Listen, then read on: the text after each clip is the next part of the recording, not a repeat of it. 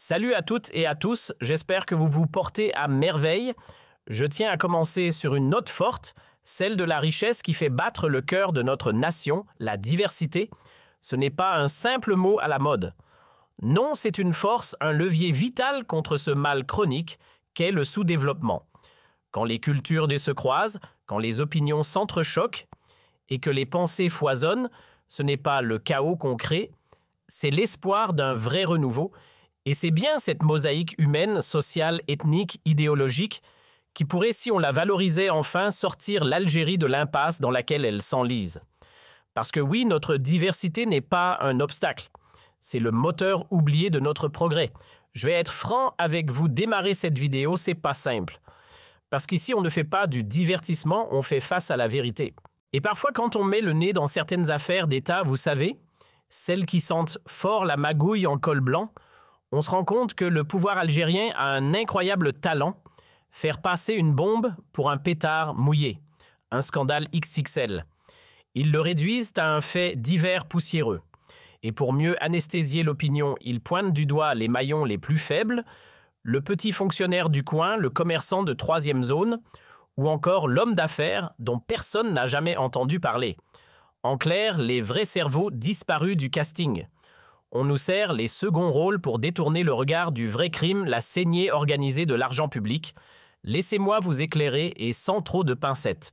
Chaque fois que le pouvoir algérien commence à vaciller, que les têtes d'affiche du régime se retrouvent éclaboussées par un scandale XXL, de détournement de corruption ou d'enrichissement obscène, une vieille recette ressort du tiroir, la manipulation judiciaire version XXL. C'est simple, au lieu d'assumer le cataclysme, ils réécrivent le script. Fini les gros poissons.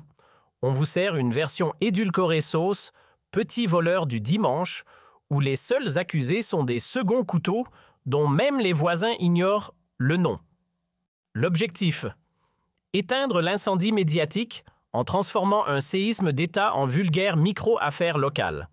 Et hop, quelques boucs émissaires envoyés derrière les barreaux, l'opinion publique bâillonnée et le rideau tombe. Circuler, il n'y a rien à voir. Eh bien voilà, on y est. Ce qu'on redoutait se produit sous nos yeux, l'affaire de la mafia des cigarettes refait surface. Et cette fois, elle se greffe directement à l'énigme Nassaroun. Et tenez-vous prêts, car ce n'est que le début. Dans notre prochaine vidéo, on mettra tout sur la table, les vérités qu'on tente d'étouffer les mensonges qui circulent à toute vitesse et surtout ces révélations complètement surréalistes que nos contacts en Algérie nous envoient non-stop depuis 2 jours. Le puzzle commence à prendre forme et croyez-moi, certaines pièces vont vous glacer le sang. Qu'on remette les pendules à l'heure, ceux qui ont levé le voile en premier sur la mafia des cigarettes. C'est bien nous. Vérifiez les dates, remontez les archives, comparez si vous doutez. Le jour qui a suivi l'évasion de Nassaroun, on était déjà sur le terrain à démêler l'affaire. Et dès le 28 septembre 2025, on dévoilait noir sur blanc les liens souterrains entre ce réseau mafieux du tabac et le scandale explosif qui allait éclabousser les plus hautes sphères du régime. Pendant que certains dormaient ou détournaient les yeux, nous, on racontait déjà ce que d'autres commencent à peine à découvrir. À peine 24 heures après que Nassaroun ait pris la tangente, le 18 septembre 2025, on mettait déjà les cartes sur la table, les bombes qu'il détenait sous le bras prêtes à éclater, et elles visaient droit au sommet. Le 22 septembre, on levait le voile sur les dossiers explosifs impliquant Chingriha et ses proches, ces fameux documents que le régime espérait enterrer à jamais. Puis le 25 septembre, on enfonçait le clou dans une émission coup de poing.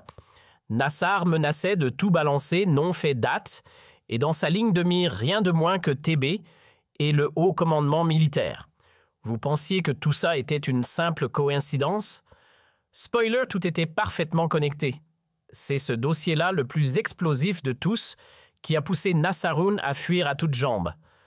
Le cœur de l'affaire, la mafia des cigarettes. Il en était non seulement un rouage central, mais aussi le prochain nom sur la liste noire. Depuis juillet 2025, au tribunal militaire de Blida, les dés étaient amputés, les juges sur consigne, bien reçus, s'activaient pour monter un dossier en béton armé contre lui.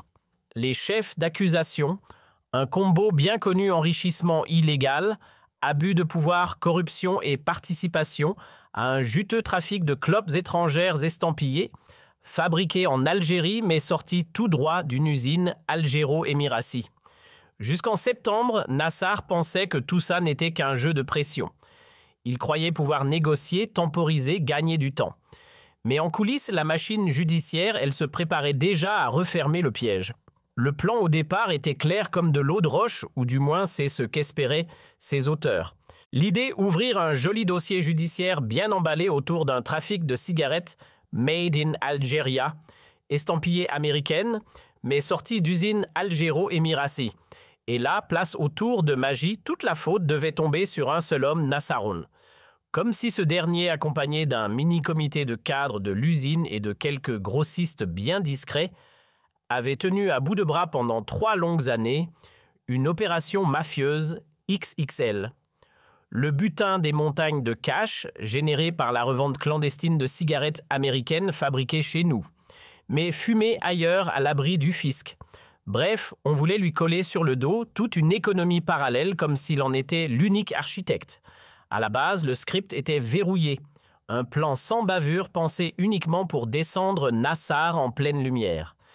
Il devait être l'unique coupable, le loup affamé au milieu d'un troupeau immaculé. L'histoire était écrite, prête à être jouée, jusqu'à ce que Nassar, flairant l'odeur du piège, plante le décor à sa manière, en disparaissant dans la nature. Le 18 septembre 2025, sa cavale a tout fait exploser. Ce n'était plus un simple scandale bien rangé dans un tiroir judiciaire. C'était devenu une bombe politique. Et le plus explosif dans tout ça, ce n'est pas sa fuite en elle-même, mais la menace qu'il brandissait en fond de scène, tout balancé. Dévoiler les noms, les réseaux, les vérités enfouies sur la véritable armature de la mafia des cigarettes.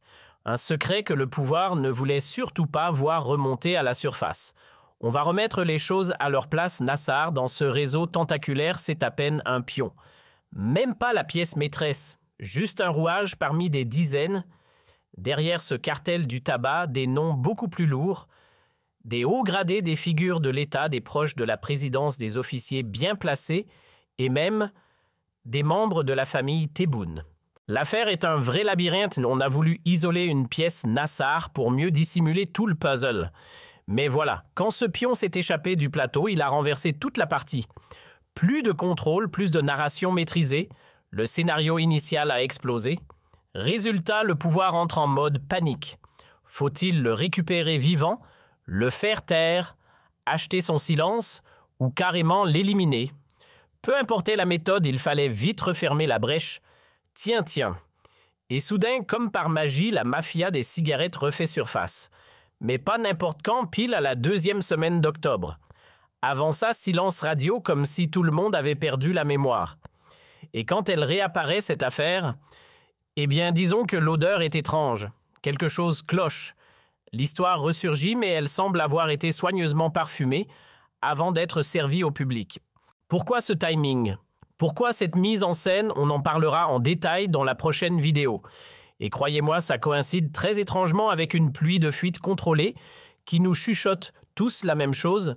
Nassar a été capturé. Il est entre les mains de l'armée à Blida. Affaire réglée. Vraiment? Ou juste un nouveau chapitre du grand théâtre de l'État? Mais pendant qu'on nous servait un joli conte sur l'arrestation de Nassar en coulisses, le vrai ménage avait déjà commencé. Discrètement, l'affaire de la mafia des cigarettes a changé de main. Exit le tribunal militaire de Blida, trop risqué, trop visible.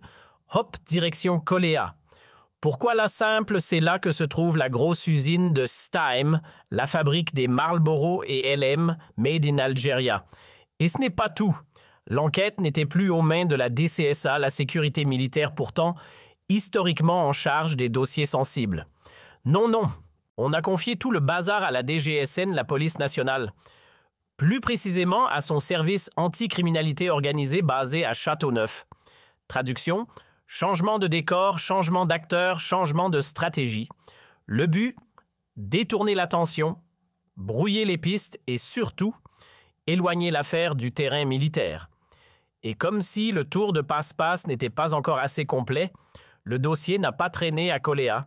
Il a vite été reclassé et redirigé vers le pôle économique et financier du tribunal de Sidi Mohamed à Alger. Objectif Relooker, un scandale d'État en petite affaire de corruption de routine. Oui, vous avez bien entendu.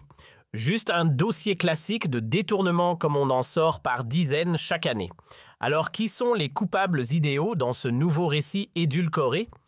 Dès la 2e semaine de septembre, on a vu tomber un nom, Zahir Khalef, bras droit à la Staïm, et avec lui quelques collègues dont on ignore encore le nombre exact. Ajoutez à ça 6 distributeurs grossistes ou partenaires du réseau. Et voilà, le casting est complet, enfin presque. Parce que devinez quoi? Les vrais poids lourds ont, eux, mystérieusement disparu du script. Vous voulez une preuve que la justice n'est pas la même pour tout le monde? En voilà une toute fraîche le 16 octobre soir. Il y a à peine 3 jours, on vous en parlait déjà. Le timing parfaitement révélateur. Figurez-vous que le fils de M. Alaoui, président de la Cour constitutionnelle, un certain Khalid Asla, a quitté son poste pile 6 jours avant que son patron direct Zahir Khalef ne se retrouve derrière les barreaux. Ce Khalid, il n'était pas balayeur, un bras droit au développement commercial de la Staïm. Et pourtant, aucune convocation, aucune audition, même pas un petit rappel à l'ordre. Il s'est évaporé en douce, ni vu ni connu. Son supérieur lui a eu droit à la totale garde à vue, interrogatoire et prison. Et comble du comble, l'assistant de Khalid Asla, lui aussi, a été coffré. Mais Khalid intouchable, inaudible, invisible. Vous trouvez ça normal, vous? Pendant qu'on nous vend en boucle que Nassar a été arrêté, un petit détail passe inaperçu, son nom ne figure même plus dans le dossier officiel. Oui, selon nos sources, Sidi Mohamed Nassar n'existe plus sur le papier. C'est comme s'il avait disparu du script. Aujourd'hui, cette affaire, dans sa version officielle, se limite à un banal dossier de corruption interne à Staïm. Les seuls coupables, une poignée de distributeurs poussiéreux des grossistes bien connus des douanes et quelques cadres de second rang. Fin de l'histoire. Et comme par enchantement, certains noms bien connectés ont mystérieusement disparu. Le fils de non précisé rayé de la liste, le secrétaire particulier de Ahmed non précisé effacé aussi. Pourtant, Hamedir avait été interrogé dès juillet 2025 au moment où Nassar commençait à déranger. Et tenez-vous bien, Nassar à l'époque avait tout remis à la présidence. Dossier complet, preuve en main, et que lui a répondu Hamedir, je cite, « Stop tout, ne bouge plus. Ce dossier ne t'appartient plus. Ferme les yeux. Et serre-toi aussi puisque tout le monde s'en met plein les poches, y compris le haut du panier. » Voilà comment on étouffe un scandale version Made in Algeria. Souvenez-vous, début juillet 2025, la DCSA, alias les services de sécurité militaire, convoque Ahmed Amou. Une audition discrète mais bien réelle. Et oui, on vous en avait déjà parlé sur Algérie Part, bien avant que les autres ne s'en emparent pour en faire leur scoop. Les détails? C'est nous qui les avons livrés. En clair, on était là avant la hype. Mais attendez, ce n'est pas le plus croustillant. Il y a un nom encore plus gênant, soigneusement effacé du dossier protégé comme un trésor d'État. On parle ici du beau-frère du président Tebboune, M. Berri Ali, originaire d'Adrar, officiellement un opérateur économique, officieusement un nom qui revient dans le dossier Nassar, notamment lors des auditions menées cet été-là. Et devinez quand il est apparu, justement quand on a commencé à faire pression sur Nassar, à le pousser dans ses retranchements, à chercher n'importe quel prétexte pour l'inculper. Étrange, non? Tous les pions tombent. Sauf ceux qui sont liés à la famille présidentielle. Face aux accusations, Nassar n'a pas mâché ses mots. Il a lancé droit dans les yeux des enquêteurs. « Pourquoi c'est moi que vous visez ?» Et le beau-frère du président, lui Berri Ali d'Adrar, le mari de la sœur de Tebboune, il n'a rien à voir peut-être. Et là, silence radio. Selon nos informations, ce cher Ali aurait fait appel à un prête-nom bien placé pour tremper dans le business très juteux des cigarettes orchestrées par la Staïm. Comme beaucoup d'autres, il aurait reçu des quotas de carton qui, au lieu d'atterrir dans les bureaux de tabac, finissaient sur les routes de la contrebande, direction l'Europe avec une escale en France, évidemment. Mais devinez quoi, Berri Ali a été effacé du scénario. Aucun média n'en souffle mot. Et au tribunal de Sidi Mohamed, dans le fameux pôle financier, qui reste-t-il? Une poignée de noms sans notoriété Z. Khalef, quelques cadres de la Staïm, 6 grossistes pas vraiment connus, et une douzaine d'intermédiaires anonymes bons à sacrifier pour l'image. Bref, les petites mains tombent, les gros poissons nagent tranquilles. Et comme par enchantement, Sharaf a disparu du tableau, évaporé. Quant à Shafara PDG du groupe Madar et supérieur direct de Z, Khalef pareil. Pas un jour de garde à vue, pas une question posée. Juste remercier poliment Demi de ses fonctions comme on vous l'avait déjà révélé sur Algérie Part. Remplacé en toute discrétion par un cadre d'une filiale agroalimentaire du même groupe. Pas de scandale, pas de vague. Ce qui est en train de se passer, c'est simple. On repeint une affaire d'État en fait divers de bas étage. L'objectif ? Nous faire croire que seuls quelques petits employés corrompus et obscurs commerçants sont à blâmer. Mais regardez bien la manœuvre pendant que l'on jette en pâture les anonymes, les noms à particules et à galons, eux disparaissent comme par magie. Le beau-frère du président hors champ, le secrétaire particulier écran noir, l'ex-patron des services éclipsé, Nassar Rayé. Et on ne parle même pas des liens directs avec Saïd Chengriha, ni de son fils Shafik, ni de son cercle d'amis, tous cités mais protégés comme des espèces en voie de disparition. Mais au fond, c'est quoi cette fameuse affaire de la mafia des cigarettes? On vous en a déjà parlé, mais remettons tout à plat. D'après les documents explosifs de la DGSI, tout commence entre 2022 et 2023. Une douzaine de distributeurs, revendeurs et grossistes apparaissent sur le radar. Mais attention, pas des opérateurs classiques. Sur la douzaine, 8 ou 9 sont carrément fictifs, pas d'employés réels, pas d'activité visible, aucune fiscalité sérieuse et pourtant, ils recevaient des quantités astronomiques de cigarettes. Et que faisait-on de ces cartons par milliers? Ils ne passaient jamais par les circuits légaux, direction marché noir. Ces cigarettes étaient détournées puis revendues en douce à l'international, notamment en France, où elles inondent les trottoirs. Résultat, entre 40 à 50% du tabac vendu au noir dans l'Hexagone serait d'origine algérienne. Et là, on parle de centaines de millions d'euros qui s'évaporent, hors de tout contrôle fiscal. Zéro taxe, zéro impôt, juste du cash. Beaucoup de cash. On parle ici de millions qui s'évaporent dans la nature, un pactole insensé. Et quand on gratte un peu les 9 distributeurs identifiés dans cette combine, surprise, ils ont tous un lien direct avec des proches ou des membres de familles influentes. Tiens donc, et qui a levé le lièvre Nassar. Il tombe sur cette info explosive et direct il alerte. Mais à qui va-t-il rapporter tout ça? À qui d'autre que ce cher Hamadir? Pourquoi lui? Parce que Hamadir, c'est l'interface attitrée, le point de contact privilégié entre la présidence et les services secrets algériens. Les généraux, les espions, les barbouzes, quand ils veulent faire passer un message, ils le font passer par lui. Pourquoi lui, encore une fois? Parce que ce type-là, c'est le diplomate de la maison, le charmeur du régime fluide, aimable, rusé, malin, cultivé, toujours bien habillé et toujours bien informé. Un vrai caméléon avec un carnet d'adresses long comme le bras. Et surtout dans les coulisses du pouvoir, les militaires n'ont jamais trop pu encadrer Bohème.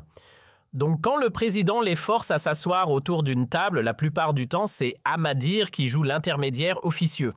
Alors voilà ce que j'ai découvert des connexions, des noms de famille bien placés, des liens qui sentent bon le favoritisme. Et là, tout d'un coup, on lui souffle à l'oreille « Enterre ça, fais-le disparaître. Appelle Zachstein, gère ça comme tu veux, mais surtout, arrête de creuser. Et si tu veux ta part du gâteau, serre-toi. Gagne un peu toi aussi. » Mais quand est venu le moment de coincer Yann en juillet 2025, de le faire taire pour de bon, là, il a explosé. Il a sorti les dossiers, les noms, les preuves. Il a balancé « Vous croyez m'avoir comme ça? Vous pensez que je vais me laisser couler en silence pendant que vous vous planquez? Je connais vos manigances, vos entourloupes, vos sales combines, et je les connais par cœur. Me sacrifier tout seul, jamais. Si je dois tomber, vous tomberez tous avec moi. » Et voilà comment l'affaire de la mafia des cigarettes a été rangée au placard, classée sans suite, comme si elle n'avait jamais existé.